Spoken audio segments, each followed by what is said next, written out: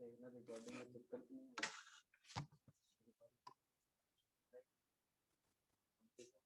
तो वो भी रिकॉर्ड हुआ है कल भी। नहीं नहीं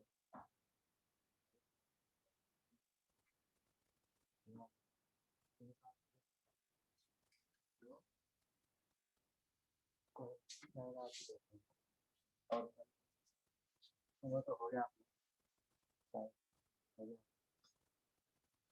हो तो जा चुका।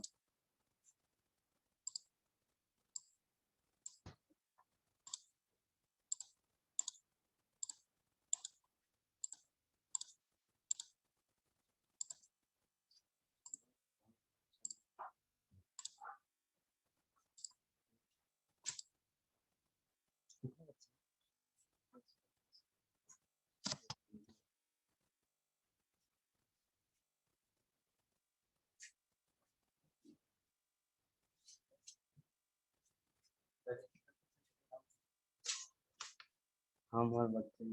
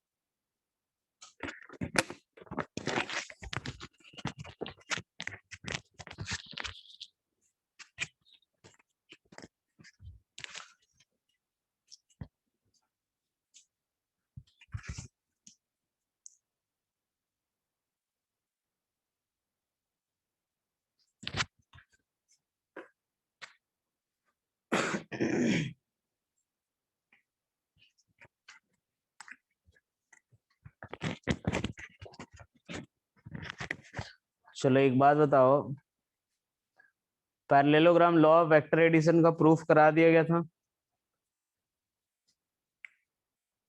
ये बताओ भाई, parallelogram law of vector addition का प्रूफ हो गया था।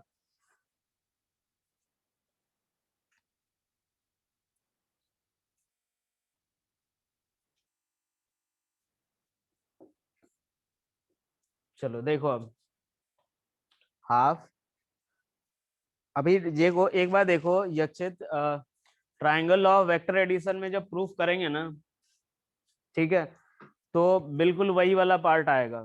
ठीक है, triangle law of vector addition जब करेंगे तो उसमें भी एग्जैक्टली सेम प्रूफ आ जाएगा, तो आप टेंशन मत लो कि हाँ वहां पे नहीं समझ आया तो कोई दिक्कत होगी। ठीक है, तो वहां पे भी बिल्कुल सेम प्रूफ आएगा, तो वो सारा बिल्कुल सेम प्रूफ मैं कराऊंगा। ठीक है, देखो अब एक बात बताओ कि दो वेक्टर जब ए और बी दिए हुए थे,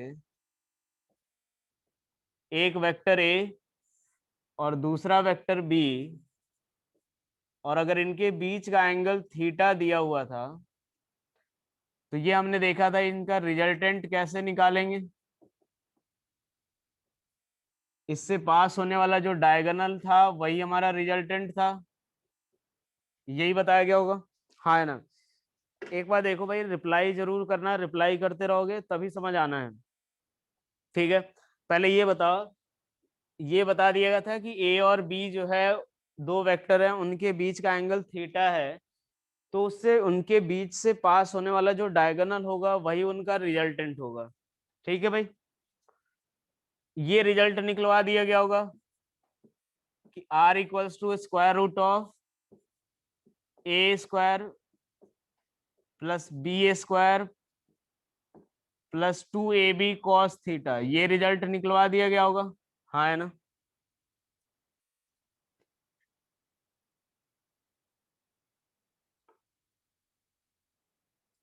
ये रिजल्ट निकलवा दिया गया था भाई। चलो एक और बात बोलो, यहां से ये जो tan अल्फा, ये अगर रिजल्टेंट अल्फा एंगल फॉर्म कर रहा है, तो tan अल्फा इक्वल्स टू किसके बराबर निकाला गया था, b साइन थीटा अपॉन में a plus B cos theta के बराबर, ये भी निकाल दिया गया था, हाँ है ना। tan अल्फा निकाला गया था कि रिजल्टेंट जो है वो कितना एंगल फॉर्म कर रहा है, बस y और n लिखा करो, आप लोग पूरा लिखने की जरूरत नहीं। और ये किसके साथ था, ये जो अल्फा एंगल है with vector A, with vector A के साथ वाला एंगल था। ठीक है, चलो अब इसके बाद देखो कि अब जब हम कैलकुलेट करेंगे कि कुछ अलग अलग केस देख रहे होंगे, तो केस फर्स्ट देखते हैं हम लोग। केस फर्स्ट, जब थीटा किसके बराबर है, 0 डिग्री। केस फर्स्ट हम लोग देख रहे हैं कि जब दो वेक्टर के बीच का जो एंगल है वो अगर 0 डिग्री है, थीटा की वैल्यू किसके बराबर, 0 डिग्री के बराबर है। ठीक है, तो उस केस में रिजल्टेंट किसके बराबर आएगा, तो resultant r equals to A square plus B square plus 2ab cos 0 के बराबर, प्लस 2ab कॉस 0 डिग्री, यही आ रहा होगा भाई, हाँ है ना। जहां नहीं समझ आए आप लोग बेहिचक पूछ लेना। दो वेक्टर के बीच का एंगल 0 डिग्री होने का मतलब क्या हुआ, कि दोनों वेक्टर क्या हैं, सेम डायरेक्शन में। ये वेक्टर ए है और दूसरा वेक्टर बी। यहां से देखो, ये हमारा वेक्टर ए हो गया और ये हमारा वेक्टर बी। दोनों के बीच का एंगल अगर 0 0 डिग्री है, यानी दोनों सेम डायरेक्शन में, हाँ है ना। दोनों के बीच का एंगल अगर 0 डिग्री यानी दोनों सेम डायरेक्शन में, तो रिजल्टेंट इनका अगर हमें फाइंड करना है, और हम लोग मान के चल रहे हैं कि ए का जो मैग्नीट्यूड है वो किसके बराबर, ए के बराबर, और जो बी वेक्टर है उसका मैग्नीट्यूड किसके बराबर है, स्मॉल बी के बराबर।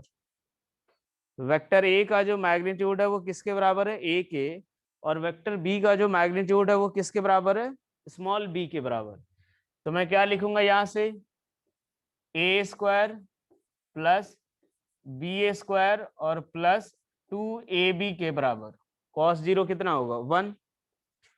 एक बार देखो दक्ष, मैंने क्या बोला कि दो वेक्टर जब उनके बीच का एंगल अगर 0 डिग्री है, यानी दोनों वेक्टर अगर सेम डायरेक्शन में, तो उनका रिजल्टेंट कैसे निकालेंगे, तो square root of A square plus B square plus 2ab cos 0। ठीक है, कॉस 0 की वैल्यू किसके बराबर, 1, तो ये कितना आएगा, A square plus B square plus 2ab, यानी रिजल्टेंट जो आएगा वो a प्लस बी का होल स्क्वायर और इसका स्क्वायर रूट, तो ये किसके बराबर होगा, तो resultant r equals to A plus B के बराबर। ये बताओ भाई, यहां तक क्लियर हो गया सभी को कि दो वेक्टर a और b हैं, उनका रिजल्टेंट किसके बराबर होगा, a प्लस बी के बराबर, अगर उनके बीच का एंगल कितना है, 0 डिग्री भाई। ये बात क्लियर, इतनी बात क्लियर हो गई सभी को। चलो अब यहां से देखते हैं इसका अगला केस, कि अगर मान लो दो वेक्टर के बीच का जो एंगल है, केस 2, कि दो वेक्टर के बीच का एंगल जो थीटा दिया हुआ है वो 180 डिग्री के बराबर दिया हुआ है। कोई दिक्कत नहीं प्राची, एक बार देखो, स्मॉल ए ले लो, स्मॉल बी ले लो, या कैपिटल ए ले लो, कैपिटल बी ले लो, दोनों में कोई फर्क नहीं होगा। ठीक है, दोनों में कोई चेंज नहीं आएगा। अगर मान लो मैंने स्मॉल ए ले लिया, हमें तो एक्चुअल में फॉर्मूला क्या है, ए और बी की वैल्यू पुट करनी रहेगी। एक बार सोचो कि अगर मैं लिखता हूं कि एरिया ऑफ ट्राइंगल क्या होता है, 1/2 इंटू बेस इंटू हाइट। अगर मैं इसी को 1/2 इंटू बेस को मैं एक्स से डिनोट कर दूं, हाइट को वाई से, तो फॉर्मूले में कोई चेंज थोड़ी आएगा। समझ आया प्राची? ये बताओ, समझ आया ये? चलो अब ये मैं बोल रहा हूँ कि अगर दो वेक्टर के बीच का एंगल 180 डिग्री है, यानी एक वेक्टर ए इधर की तरफ है और दूसरा वेक्टर बी अपोजिट डायरेक्शन में। ए वेक्टर जो होगा अगर आगे की तरफ है, तो बी वेक्टर जो होगा उसके अपोजिट भी अपोजिट होगा। हाँ, एक बार देखो, कोई भी इन जनरल डिग्री अगर दिया हो, 30 डिग्री, 60 डिग्री, 120 डिग्री, तो आपको ये फॉर्मूला यूज करना है।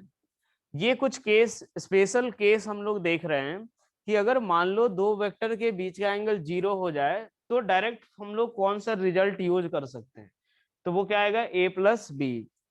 अगर उन दोनों के बीच का डायरेक्ट एंगल क्या हो जाए, सॉरी, अगर उनके बीच का एंगल 180 हो जाए, तो डायरेक्ट हम लोग रिजल्ट याद रखना चाहते हैं। ठीक है, बाकी अगर कोई और दूसरे एंगल की बात हो तो यही फॉर्मूला यूज होगा।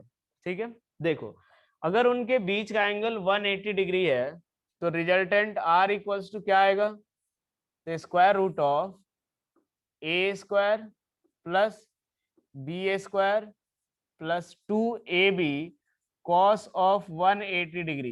कॉस 180 डिग्री की वैल्यू क्या होती है, ये बताओ, किसको किसको पता है कॉस 180 डिग्री की वैल्यू?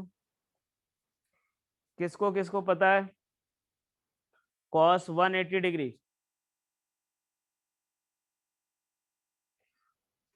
किसको किसको पता है कॉस 180 की वैल्यू भाई? चलो कोई दिक्कत नहीं, यहां से देखो, कॉस 180 जो होता है वो होता है -1 के बराबर।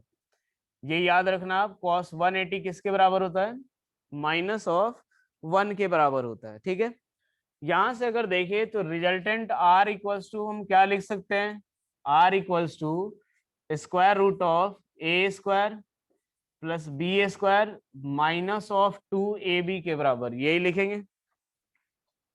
हाँ बोलो अभिजीत, क्या बोल रहे हो? हाँ अभी तेज, क्या बोल रहे हो?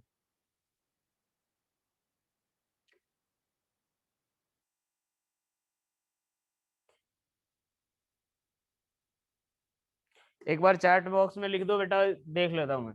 ये आर इक्वल्स टू किसके बराबर आएगा, तो square root of A square plus B square -2ab जो आएगा, इसको हम लिख सकते हैं ए माइनस बी का होल स्क्वायर। ठीक है, R equals to square root of A minus B का होल स्क्वायर, और इसकी वैल्यू किसके बराबर आएगी, तो ए माइनस बी के मॉड के बराबर।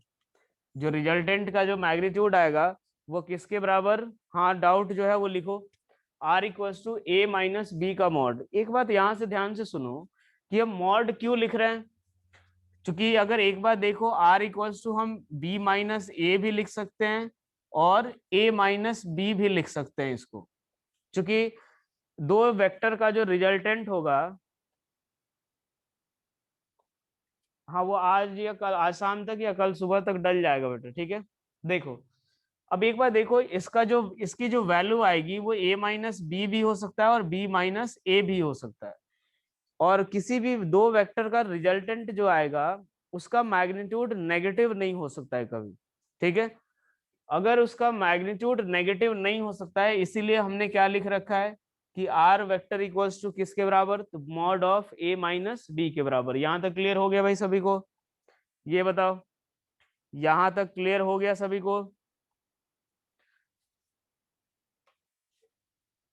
डायरेक्शन अपोजिट जो है, डायरेक्शन जो अपोजिट होने की बात हो रही है, वो ये आपको क्वेश्चन में दिया हुआ रहेगा कि एक वेक्टर इधर की तरफ है, दूसरा वेक्टर पीछे की तरफ है, तो उनके बीच का एंगल कितना होगा, 180 डिग्री। क्या नहीं समझ आ रहा अभी तेज, ये बताओ कौन सा पॉइंट नहीं समझ आया? जो पॉइंट नहीं समझ आया बताओ भाई।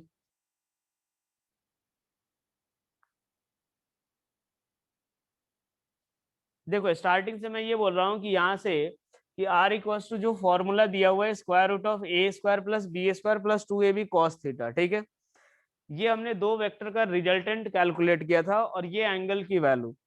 अब उसी में हम लोग क्या कर रहे हैं,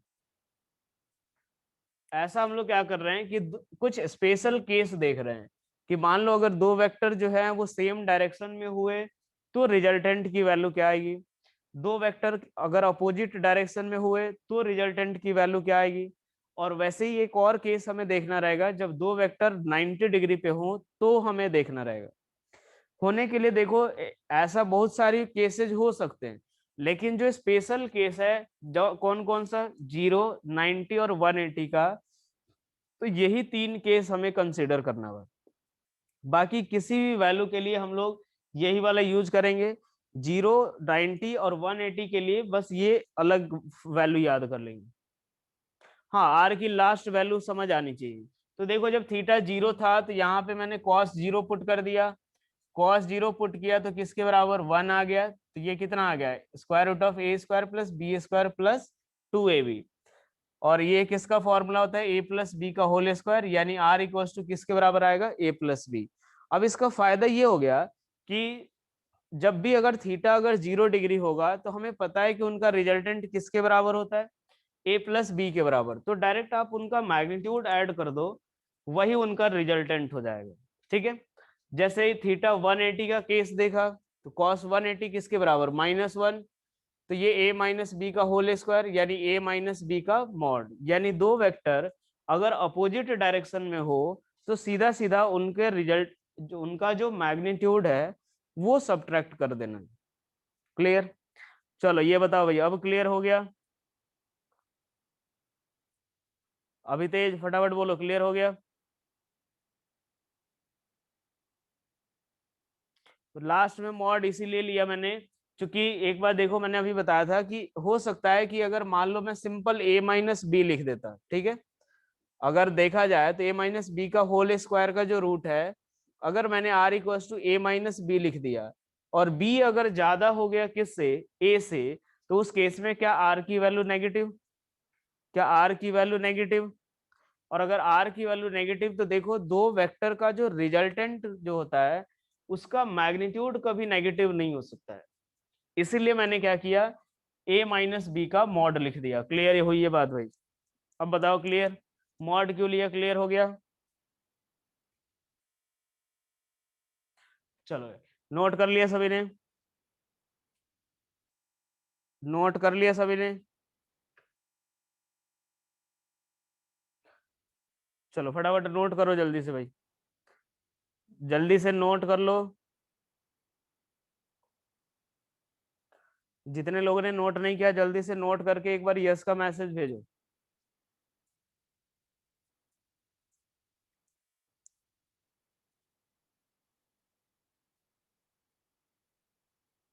कर लिया नोट सभी ने भाई, कोई ऐसा जिसने नहीं किया हो, कोई ऐसा जिसने, कर लिया सभी ने, चलो। अब एक बात देखो, मैंने क्या बोला, कुछ स्पेशल केस जो देख रहे हैं उसमें हम लोग केस थर्ड कौन सा देखेंगे कि जब दो वेक्टर जो हो वो एक दूसरे से 90 डिग्री के एंगल पे हो, कितने डिग्री के एंगल पे, 90 डिग्री के एंगल पे हो, यानी एक वेक्टर ए रहा और दूसरा वेक्टर कुछ ऐसा है बी, इनके बीच का एंगल कितना है, 90 डिग्री। पिछला नोट नहीं हुआ, जल्दी करो भाई, पीछे कर रहा हूं मैं, फटाफट नोट करो।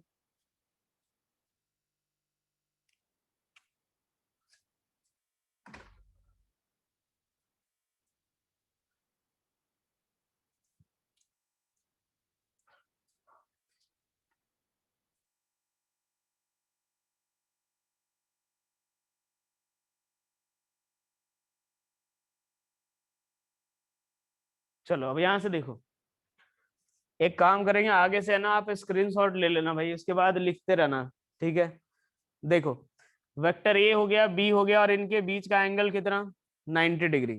ए हो गया, बी और उनके बीच का एंगल कितना हो गया, 90 डिग्री। तो यानी थीटा की वैल्यू किसके बराबर, 90 डिग्री।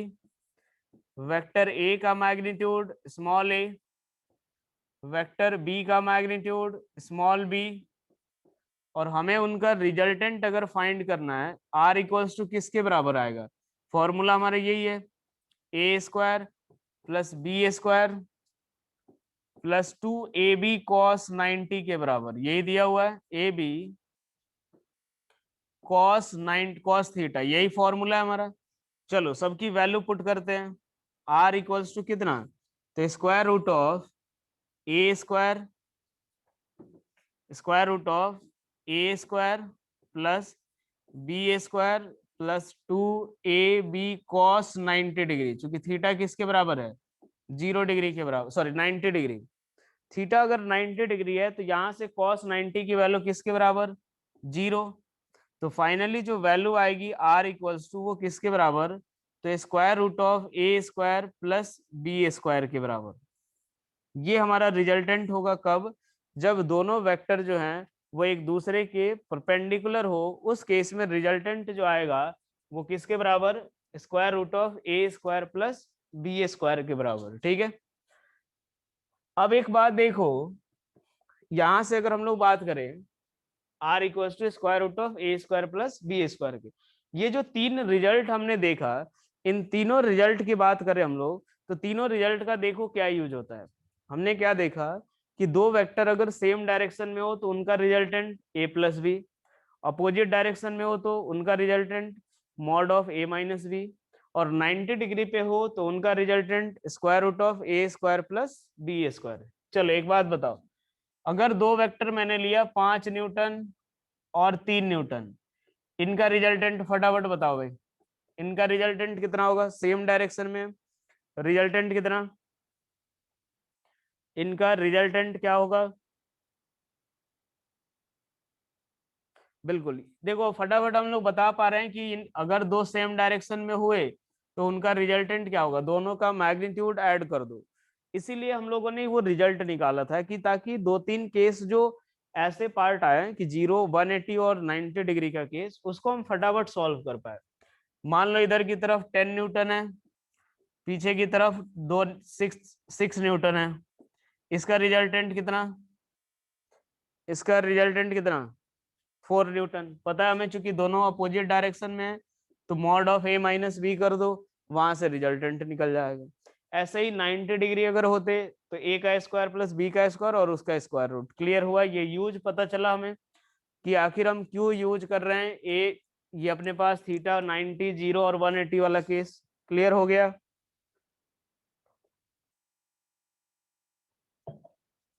चलो भाई फटाफट इसका स्क्रीनशॉट लो एक बार, फटाफट इसका स्क्रीनशॉट लो।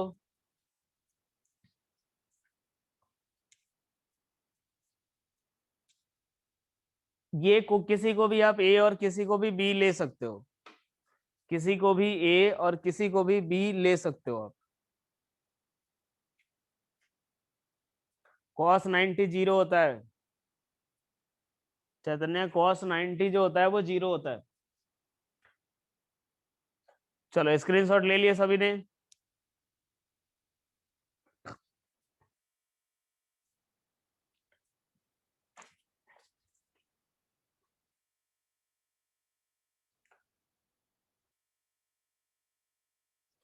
सेकेंड एग्जाम्पल में मैंने क्या बोला है, दोनों वेक्टर के बीच का एंगल कितना है, 180 डिग्री।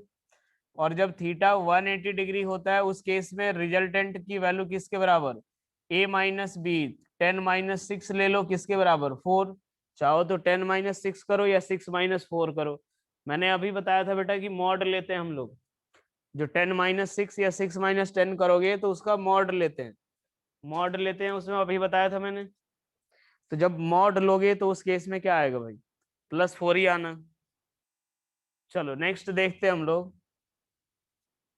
इसके बाद नेक्स्ट हेडिंग लिखो triangle law of vector addition. Next heading लिखो triangle law of vector addition.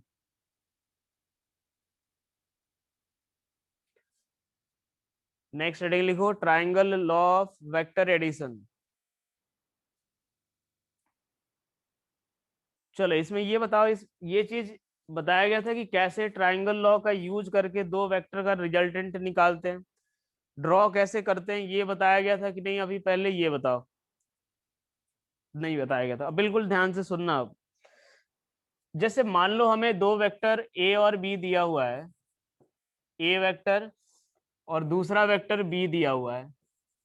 अब इसके अकॉर्डिंग क्या होता है, जो triangle law of vector addition, ये हमें क्या बताता है कि जब भी ए और बी का अगर आपको रिजल्टेंट फाइंड करना हो, यानी आर वेक्टर इक्वल्स टू क्या लिखोगे, ए प्लस बी अगर ड्रॉ करना चाहते हो, ये हमें क्या शो करता है कि आर वेक्टर जो है वो ए और बी दोनों का रिजल्टेंट है।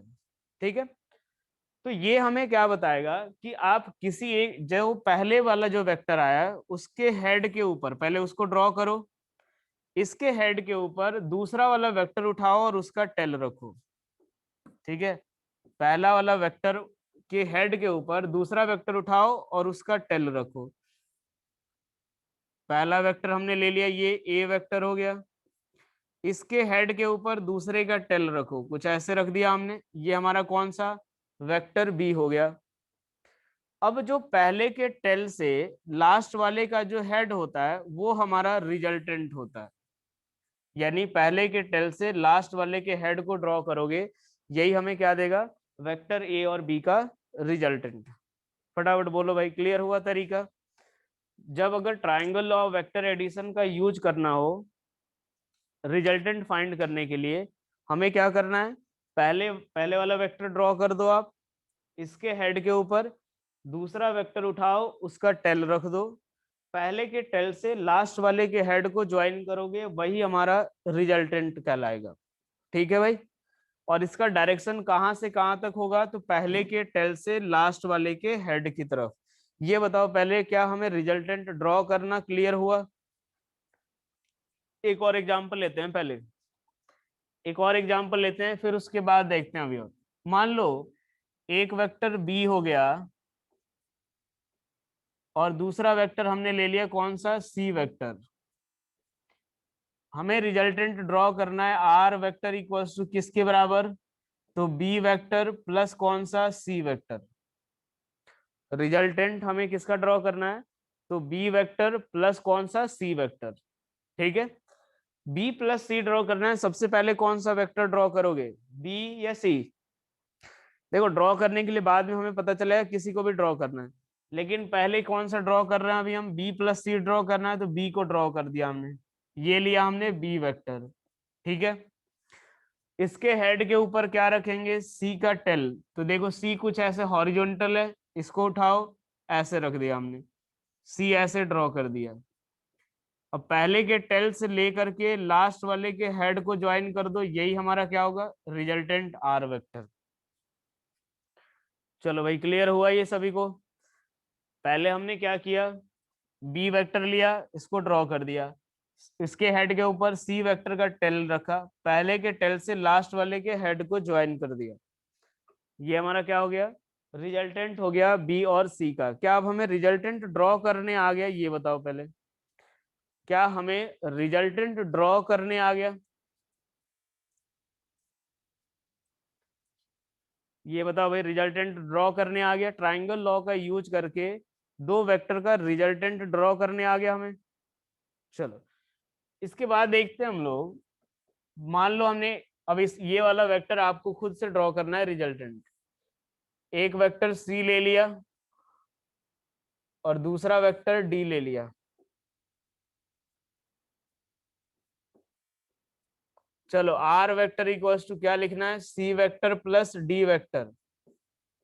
आर वेक्टर इक्वल्स टू क्या लिखना है, C vector plus D vector. R equals to C plus D, सभी अपनी अपनी कॉपी में एक बार ड्रॉ करो, आप ड्रॉ करो एक बार अपने से। R vector equals to C plus D, draw करो एक बार।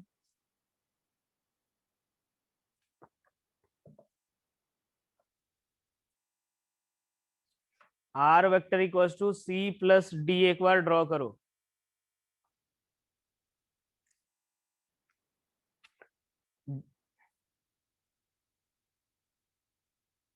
ये सब ड्रॉ करने जरूर आना चाहिए भाई। चलो अब इसके बाद देखो सी प्लस डी ड्रॉ करना है, सबसे पहले मैंने क्या ले लिया, सी वेक्टर ऐसे, इसके हेड के ऊपर क्या करेंगे, डी का टेल रखेंगे, ये ले लिया हमने डी का टेल, ऐसा उठा करके एग्जैक्टली जैसा ये वेक्टर है एग्जैक्टली सेम तरीके से बनाना है। तो यहाँ से सी पहले ड्रॉ कर लिया, इसके हेड के ऊपर डी का टेल रख लिया मैंने। अब क्या कर लिया हमने, पहले के टेल से लास्ट वाले के हेड को ज्वाइन कर लो, यही हमारा क्या होगा रिजल्टेंट। कितने लोगों का सही था ये बताओ, कितने लोगों का सही था ये बताओ।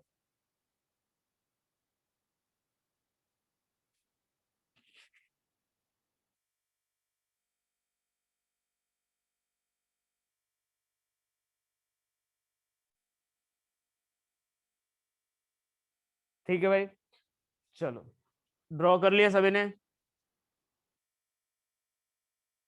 चलो एक दो सवाल और करते हैं, उसके बाद फिर आगे इसके बारे में पढ़ेंगे। मान लो एक वेक्टर ये रहा B,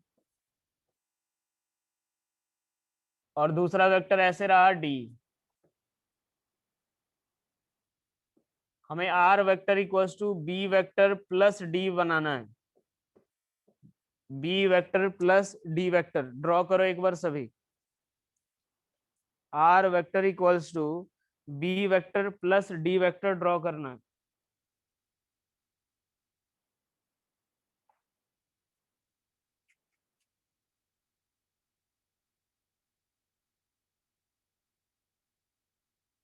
are vector equals to B vector plus D vector draw करना है।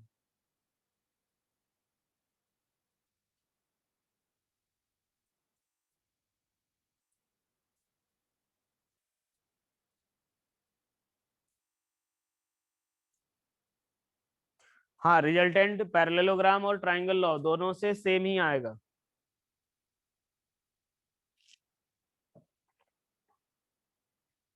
चलो देखो, R vector equals to B plus D है, ये मैं बी को उठाया ऐसे यहां पे ड्रॉ कर दिया मैंने। इसके बाद ये डी को उठाया मैंने, डी को ऐसे उठा करके बनाया, पहले के हेड के ऊपर रखना है, ये रह गया डी वेक्टर। यहाँ पे क्या करना है, पहले के टेल से लास्ट वाले के हेड को ड्रॉ कर दो, यही हमारा रिजल्टेंट होगा। ये बताओ कितने लोगों का सही था, ये बताओ कितने लोगों का सही था।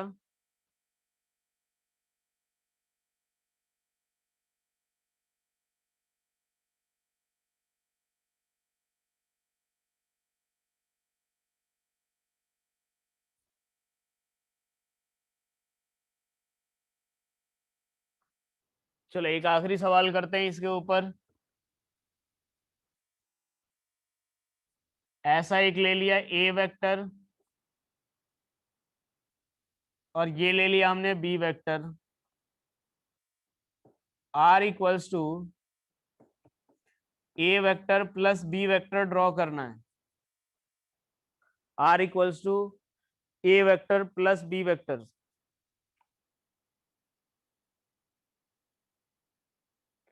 Are equals to A vector plus B vector draw करना है।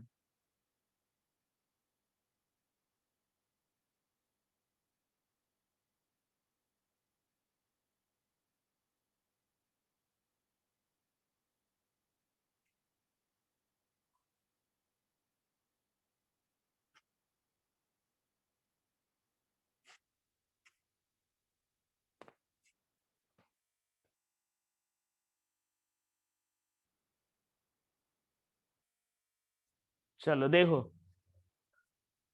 ए प्लस बी ड्रॉ करना है ना, तो ये लो भाई, सबसे पहले मैंने ए ड्रॉ कर दिया, और इसके हेड के ऊपर बी का टेल रख लो, ये रहा। पहले के टेल से लास्ट वाले के हेड को ज्वाइन कर दो, ये हमारा रिजल्टेंट आर वेक्टर हुआ। कितने लोगों का सही है।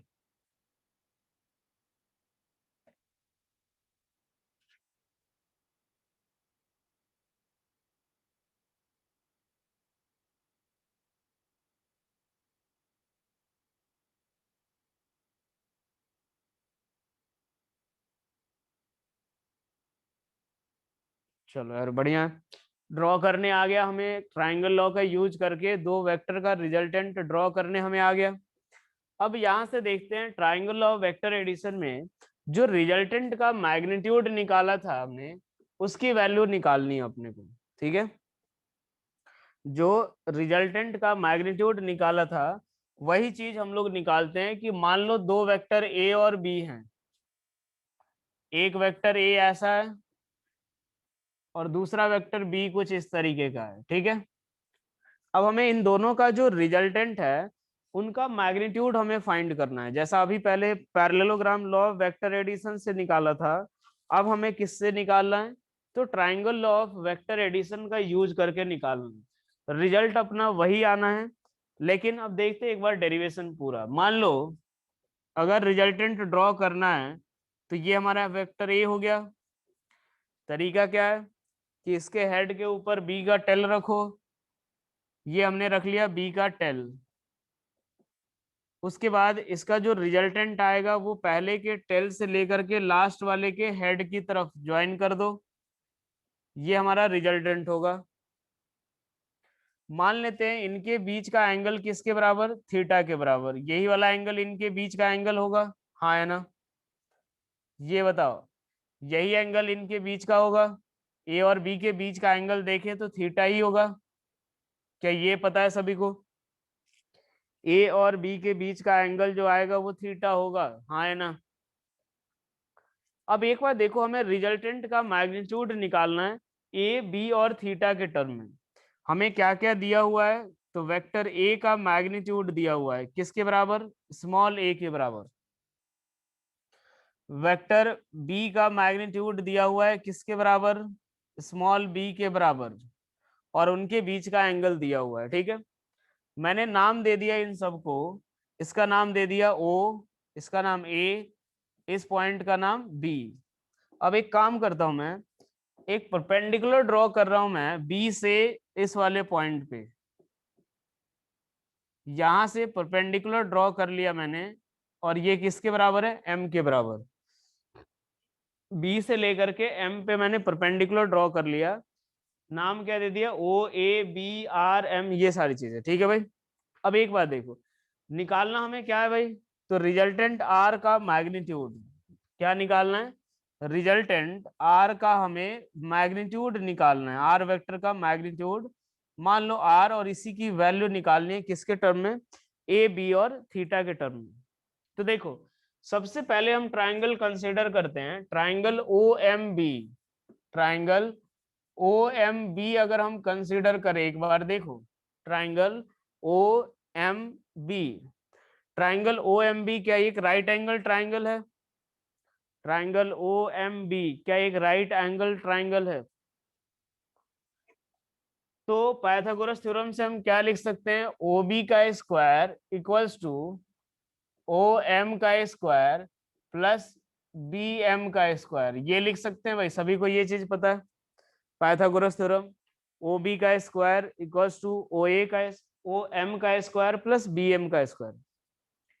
अगर मैं ये लिखूं ओ एम इक्वल्स टू, क्या लिख सकता हूं मैं, ओ बी का square equals to, O M को मैं क्या लिखूंगा, तो O A plus A M, O A plus A M का स्क्वायर और प्लस बी एम का स्क्वायर, यही आ रहा होगा भाई।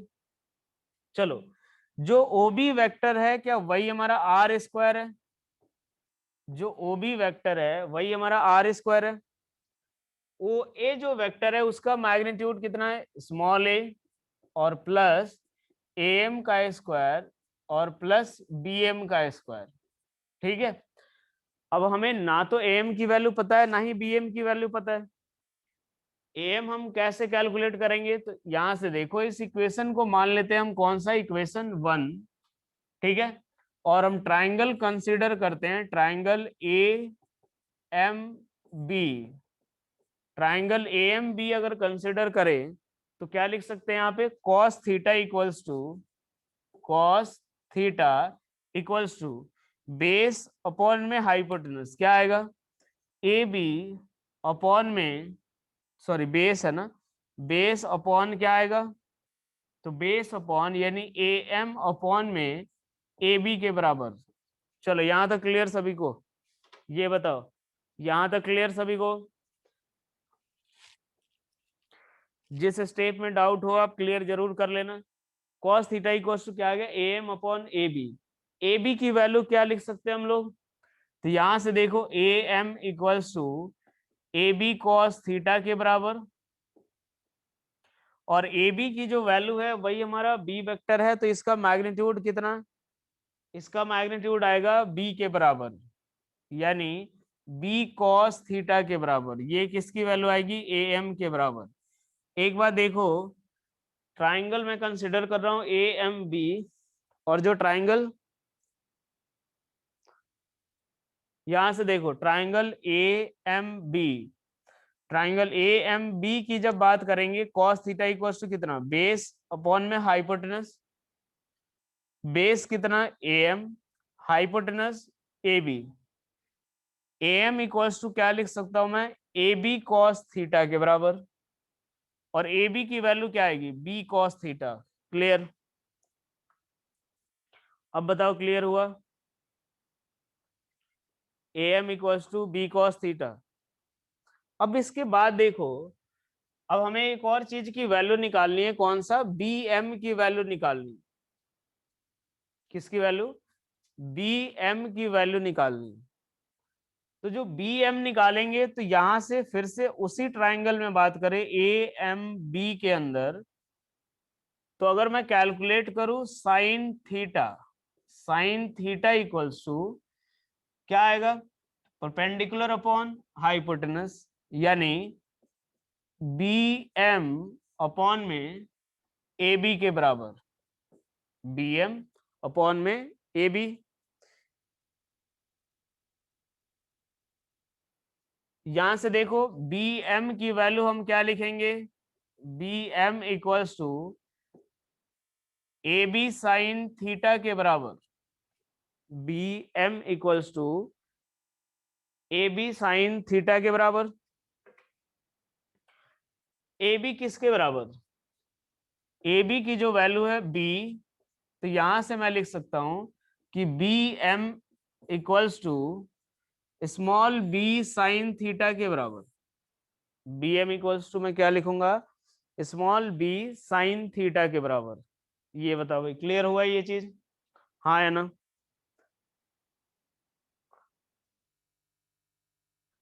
चलो प्राची एक बार देखो, मैंने क्या किया, ट्राइंगल ए एम बी लिया, ए एम बी में क्या आया, cos theta, cos theta equals to मैं क्या लिखूंगा, बेस अपॉन में हाइपोटेन्यूज। तो क्या लिखा मैंने, ए एम अपॉन में ए बी। हमें किसकी वैल्यू निकालनी है, ए एम और बी एम की वैल्यू। तो ए एम इक्वल्स टू हम क्या लिखेंगे, ए बी कॉस थीटा, और ए बी की वैल्यू किसके बराबर, बी है, तो ए एम किसके बराबर, बी कॉस थीटा के बराबर, यही आएगा। साइन थीटा कैलकुलेट करो, साइन थीटा इक्वल्स टू क्या लिखोगे, तो परपेंडिकुलर अपॉन हाइपोटेनस, क्या आएगा, तो B M upon A B, यानी बी एम इक्वल्स टू क्या आएगा, ए बी साइन थीटा के बराबर, और ए बी की वैल्यू क्या है, बी साइन थीटा। क्लियर, अब क्लियर हो गया भाई। चलो अब यहां से देखते हैं, अगर इस इक्वेशन वन में हम सारी वैल्यू पुट करें, तो क्या लिखेंगे, R square equals to small A plus A M की जगह पे बी कॉस थीटा का स्क्वायर प्लस बी एम की जगह पे तो बी साइन थीटा का स्क्वायर, यही आएगा।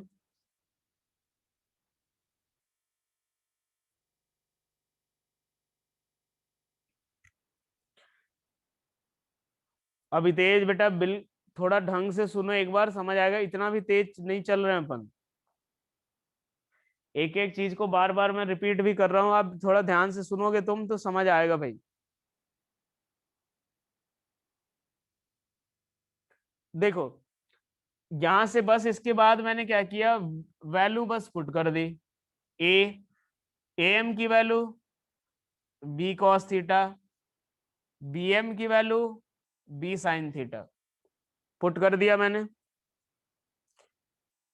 कहाँ कंफ्यूज हुए हो ये बताओ, कहाँ कंफ्यूज हुए हो ये बताओ, कौन सा स्टेप है जहां पे तुम्हें कोई दिक्कत आ रही है ये बताओ।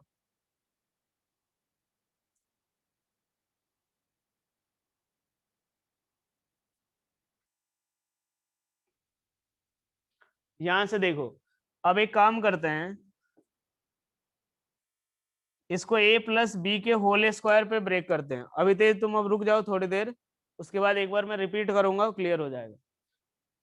आर स्क्वायर इक्वल्स टू, क्या हम इसको a प्लस बी के होल स्क्वायर पे ब्रेक कर सकते हैं? हाँ है ना। ये जो है a प्लस बी के होल स्क्वायर पे ब्रेक कर सकते हैं इसको। a प्लस बी का होल स्क्वायर का फॉर्मूला सभी को पता है, क्या लिखेंगे? तो a का स्क्वायर देखते जाओ, a का स्क्वायर प्लस b का स्क्वायर, तो क्या लिखेंगे? B square cos square theta plus 2ab, तो क्या लिखेंगे? 2 into a into B cos theta, यही आएगा। और प्लस बी साइन थीटा है, तो ये किसके बराबर? तो B square sine square theta के बराबर। ठीक है, अब इसके बाद देखो, जो ये B square cos square theta है और जो B square sine square theta है, इसको हम कैसे लिख रहे हैं? इसको उसके साथ लिख देते हैं। तो क्या करेंगे? R square equals to A square plus, ये क्या आएगा? B square cos square theta plus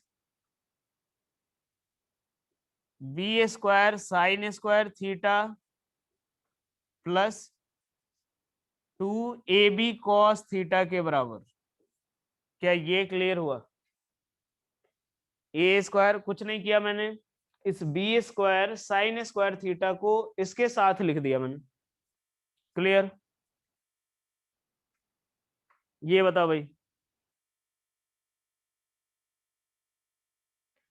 अब एक बात देखो, B square cos square theta plus B square sine square theta, क्या हमें ये चीज पता है? Cos square theta plus sine square theta किसके बराबर?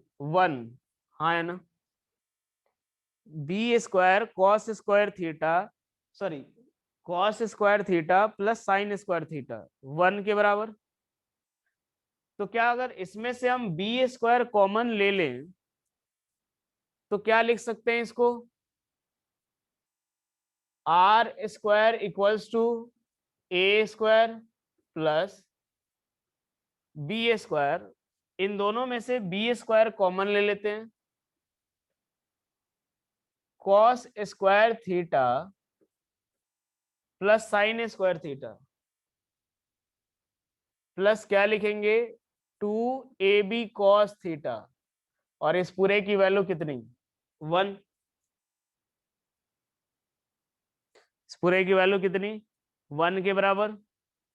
ये बताओ, अभी जो स्टेप मैंने लिखा क्या वो सभी को दिख रहा है? हाँ है ना।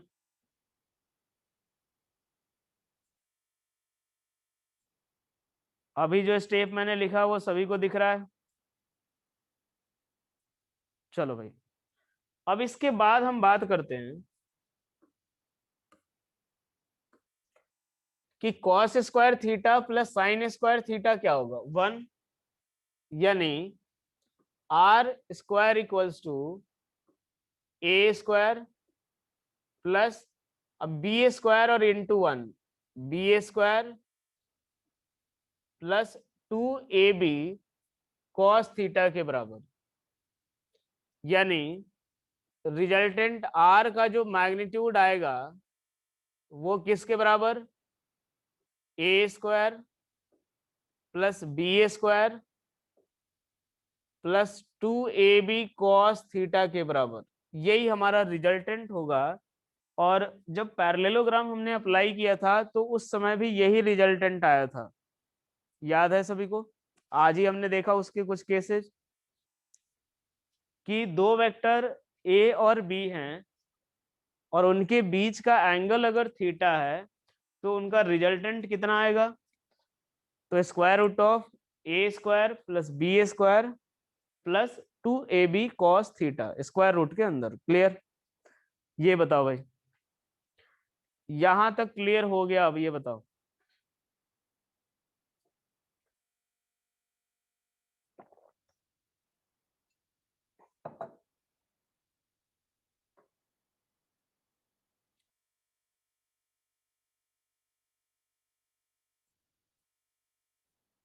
चलो, अब इसके बाद हम लोग देखते हैं कि पहले एक काम करो, इसका स्क्रीनशॉट ले लो एक बार। इसका स्क्रीनशॉट ले लो आप।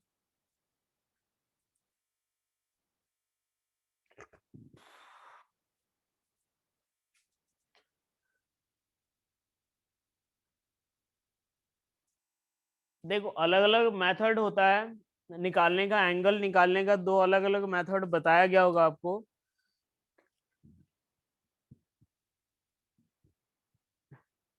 कि एक के हेड के ऊपर दूसरे का टेल रखो, जैसा यहाँ पे किया हमने। दूसरा, कि दोनों के टेल को ज्वाइन कर लो, तो भी सेम ही चीज आएगी। ठीक है, चलो स्क्रीनशॉट ले लिया सभी ने?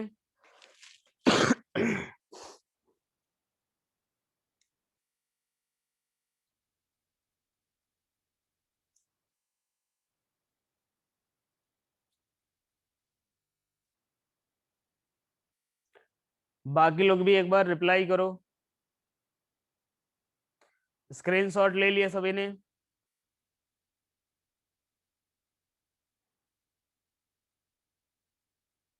चलो एक बार, अभी तेज को समझ नहीं आया, एक बार रिपीट कर देता हूं। देखो अभी तेज, अब ध्यान से सुनना एक बार। दो वेक्टर है हमारे पास, ए और बी। इनके बीच का एंगल ये वाला थीटा है। ठीक है, रिजल्टेंट कैसे ड्रॉ करेंगे? तो पहले के हेड के ऊपर दूसरे का टेल रख दो भाई। ठीक है, यहां से पहले के टेल से लास्ट वाले के हेड को ज्वाइन करते हैं अपन। ये हमारा रिजल्टेंट होगा। वेक्टर ए जो है उसका मैग्नीट्यूड स्मॉल ए है, और बी का मैग्नीट्यूड स्मॉल बी है। ठीक है, हमने क्या किया कि बी से यहां पे एक परपेंडिकुलर ड्रॉ कर दिया। जब आप परपेंडिकुलर ड्रॉ करोगे तो उस केस में B M will be perpendicular to किसके? A M. तो ट्राइंगल हम कंसिडर कर रहे हैं ओ एम बी। ये हमारे लिए एक राइट एंगल ट्राइंगल है। और जब राइट एंगल ट्राइंगल होगा तो उस केस में क्या होगा? तो हाइपोटेनस का स्क्वायर इक्वल टू परपेंडिकुलर का स्क्वायर प्लस बेस स्क्वायर। यही मैंने लिख दिया है कि ओ बी का square equals to O M का स्क्वायर प्लस बी एम का स्क्वायर। और ओ एम को मैंने क्या लिखा? ओ ए प्लस ए एम लिख दिया।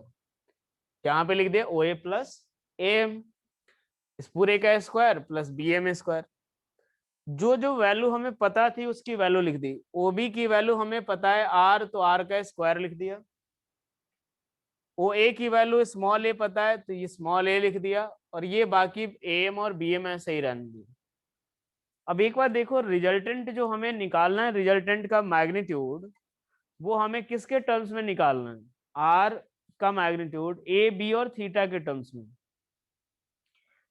ए बी और थीटा के टर्म्स में निकालना है, तो क्या करेंगे? तो ये ट्राइंगल कंसिडर कर रहे हैं ए एम और B. A M B consider कर रहे हैं, तो कॉस थीटा की वैल्यू किसके बराबर? तो बेस अपॉन में hypotenuse, A M upon A B.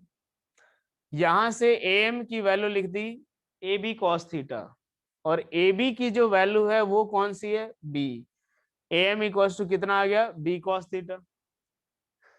और उसी तरीके से साइन थीटा निकाल लिया मैंने। साइन थीटा इक्वल्स टू, तो perpendicular upon hypotenuse, B M upon A B की वैल्यू पुट कर दी। उसके बाद इक्वेशन 1 में ए एम और बी एम की वैल्यू उठा करके पुट कर दिया मैंने। इसको मैंने ब्रेक कर लिया ए प्लस बी के होल स्क्वायर पे। क्या आएगा? A square plus B square plus 2ab cos theta plus B sine theta का स्क्वायर।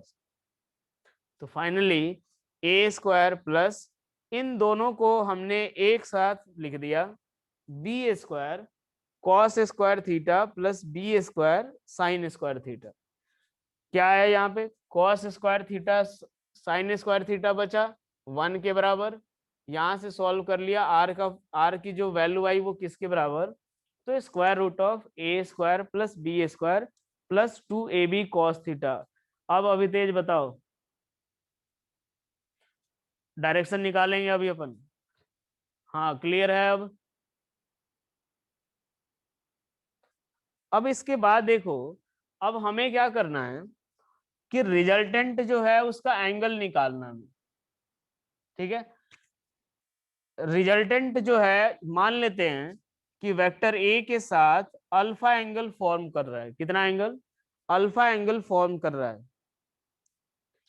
तो अब ट्राइंगल कंसीडर करो, triangle O M B. Triangle O M B अगर कंसीडर करें, क्या ये राइट एंगल ट्राइंगल है, क्या ये राइट एंगल ट्राइंगल है भाई।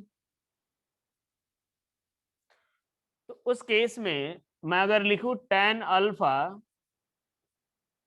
अल्फा इक्वल्स टू क्या लिखूंगा, तो परपेंडिकुलर अपॉन में बेस, और परपेंडिकुलर की वैल्यू bm अपॉन में जो बेस आएगा वो क्या आएगा, ओ एम आ रहा होगा।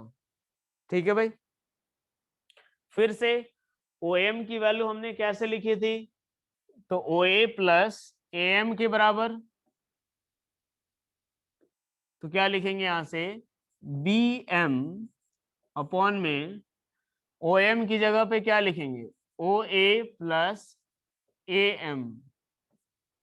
और बी एम की वैल्यू हमें पता है किसके बराबर निकाला है हमने, तो बी साइन थीटा। ठीक है, कितना लिखा है, निकाला है अपन ने, बी साइन थीटा अपॉन में ओ ए की जगह पे क्या लिखेंगे, ए, और ए एम की जगह पे क्या लिखोगे, ए एम की जगह पे बी कॉस थीटा। क्या पैरेललोग्राम लॉ से भी यही आया था, ये जो एंगल है वो किसके साथ है, तो विथ वेक्टर ए। ये बताओ क्लियर यहां तक, सेम रिलेशन आया था भाई।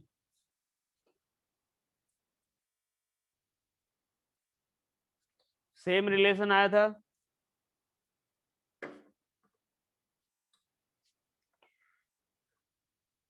चलो ठीक है, फिर अभी यही रहने देते हैं, उसके बाद प्रॉपर्टीज वगैरह कल हम लोग देखेंगे। अब ठीक है, अगली क्लास में प्रॉपर्टीज वगैरह देखेंगे। चलो ठीक है, फिर मैं अब क्लास एंड कर रहा हूँ।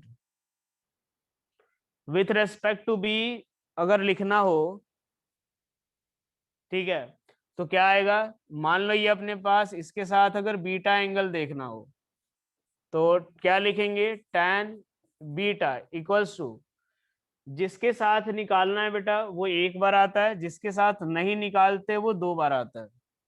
तो क्या आएगा कि a साइन थीटा अपॉन में b plus a cos theta. आप ऐसे ध्यान रखना कि जिसके साथ एंगल निकालेंगे उसके साथ वो एक बार आएगा, जिसके साथ नहीं निकालते हैं वो दो बार आता है।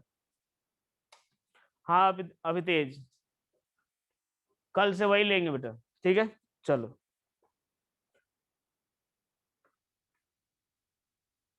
क्लियर हुआ चैतन्य। चलो ठीक है बेटा, मैं अब एंड कर रहा हूँ क्लास।